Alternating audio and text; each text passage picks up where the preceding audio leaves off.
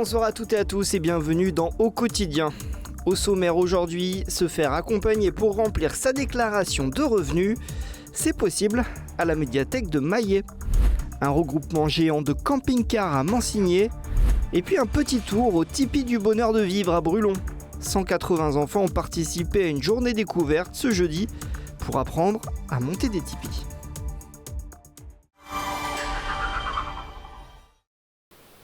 Ce n'est pas le lieu auquel on pense pour déclarer ses revenus.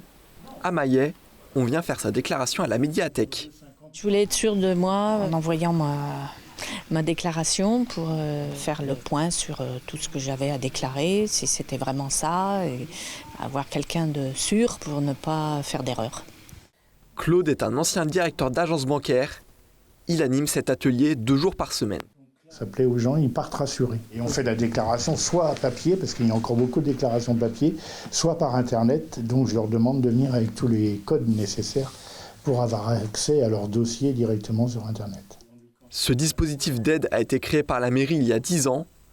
Il est reconduit tous les ans à la même période, jusqu'à la date butoir des déclarations cette année, le 4 juin 2026. Monsieur Pellerbe qui tient cet atelier a ses habitués entre guillemets, et puis toujours de nouvelles personnes qui découvrent parce que voilà, aujourd'hui c'est du tout numérique, c'est pas facile et les gens ont besoin de se faire aider. Un accompagnement qui vient en aide à 80 foyers fiscaux chaque année dans le secteur de Maillet, alors que pour la majorité des contribuables, la déclaration de revenus est désormais obligatoire en ligne. Ce qu'on voit, c'est que la fracture numérique aujourd'hui ne touche plus que les seniors. Avant, il y avait une histoire de matériel ou de connaissances. Aujourd'hui, on voit que la fracture numérique touche tous les publics, mais les plus jeunes comme les plus anciens, parce que les sites officiels sont assez hermétiques. Les démarches sont compliquées. L'atelier déclaration est gratuit. Pour prendre rendez-vous, il suffit d'appeler la médiathèque de Maillet. Ne vous méprenez pas, ce n'est pas une station balnéaire l'été, mais le camping de Mansigné fin avril. Pourtant, des camping-cars immatriculés de plusieurs coins de France affluent. Je viens de la Gironde, du 33, donc de Gradignan. À l'Aune, côté de Saumur. Comme depuis 65 ans, le comité sartois de la FFCC organise un événement dans le département. L'année dernière, c'était à Luché-Pringé. C'est la 4e fois à Mansigné. Environ 200 véhicules sont attendus. Chaque année, j'ai de plus en plus de monde et de nouvelles personnes qui viennent se joindre à nous. On a acheté notre camping-car il y a 4 ans et maintenant, on a trouvé ça sympa. On vient à chaque fois. Parce que ce sont différents clubs qui se regroupent et profitent de ce séjour organisé. On va faire des jeux de cartes, on a fait un jeu de piste ce matin. Voilà, nous avons fait plein de choses et puis c'est le fait de se rassembler tous ensemble, on est heureux. Et aussi des activités prévues au camping. Et en sortie, ce mercredi, c'était une visite de la rotonde ferroviaire de la vallée du Loir. On s'aperçoit qu'il y a plein de choses qu'on ne faisait pas et que ça nous fait découvrir ça. J'essaie de voir un petit peu ce qui peut être proposé dans chaque, on va dire chaque territoire et puis pas de renouveler les mêmes choses d'une année sur l'autre, même si on est dans le Sud-Sarthe. Ils me disent tous à l'année prochaine quand ils s'en vont. C'est exactement la volonté des élus locaux qui accueillent ce rassemblement avec fierté. C'est une visibilité sur le territoire, Sud-Sarthe, la vallée du Loir, etc. Donc les personnes qui viennent là ensemble en club vont peut-être revenir. Et qui vont repartir, je l'espère, avec des images fortes de Mansigné, de la Comcom Sud-Sarthe et avoir une envie de revenir le plus possible et surtout de le faire savoir. Les voyageurs reprendront la route à partir de dimanche. Le coût pour ces 5 jours de quiétude était de 240 € par installation de 2 personnes. Bonjour à tous, c'est Prune pour LMTV et aujourd'hui je suis dans un tipi en Sarthe. Oui, c'est possible, je suis au Tipi du Bonheur de Vivre à Brulon et ici ça tombe bien, il y a pas mal d'ateliers pour apprendre à découvrir comment se monte un tipi, à quoi ressemble la culture amérindienne ou même pour voir des chiens-loups. Tout ça expliqué à 180 enfants. On va dessus attacher la toile, donc toute la toile du tipi. Ils arrivent à comprendre assez facilement comment ça se monte. Et en fait, les spécificités, parce que c'est vraiment un habitat très particulier. Mais on leur explique le fonctionnement, le réglage d'un tipi. Et c'est vrai que souvent, c'est assez surprenant, parce qu'en fait, tout est retenu sur la corde qui est au milieu. Ici, on n'attache pas la corde, un coup de vent, et il n'y a plus de tipi. Une zone protégée pour les animaux, et notamment pour les bisons.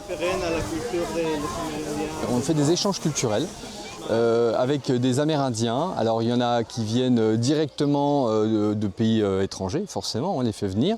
Il y en a qui habitent en France, parce qu'il y a aussi des Amérindiens qui ont changé de continent. Par exemple là, on anime un atelier bâton de parole qui est donc le respect, le droit à la parole, chacun parle à son tour, etc. C'est pour respecter l'autre. En fait, on apprend beaucoup de valeurs essentielles comme ça, et ça, les écoles, elles adorent. On a aussi un atelier avec des chiens-loups. Bien sûr, il y a des mesures de sécurité. Là, il faut se mettre du côté du dos accroupi. Et là, voilà, il vient vous dire bonjour. On a vraiment collé cette mauvaise image. Les enfants, là, il y en avait quelques-uns qui avaient peur. Là, en leur montrant de cette façon que c'est vraiment des animaux qui sont calmes et réservés, ils ont une autre image du loup. Calais nous va chanter. Donc, je demande aux enfants de chanter comme les loups, ou alors je siffle.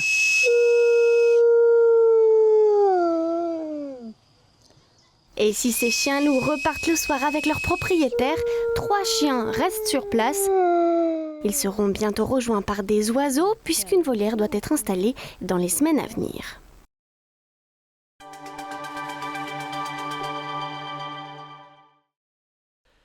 Et on passe à vos idées de sortie pour ce long week-end du 1er mai avec vendredi, le traditionnel bric-à-brac de la rue Gambetta. Plus de 300 exposants seront présents, mais attention, le stationnement sera interdit sur le site pour tous les véhicules. Notez aussi vendredi un rassemblement de véhicules anciens à Chéréo, à la maison des associations rue de Corme. Le rassemblement est prévu de 9h à midi avant une balade sur les routes du Perche. Un tournoi national de tennis de table, ça sera à la chapelle Saint-Aubin vendredi, samedi et dimanche. 24 tables de jeu, 750 joueurs attendus sur le week-end et plus de 3 500 € de dotation. Samedi, vous pourrez vous initier au trail au plan d'eau de la Bazauge à partir de 9h30. Et puis dimanche après-midi, notez la fête de l'eau et de la biodiversité. C'est à la Maison de l'eau de l'Arche de la Nature.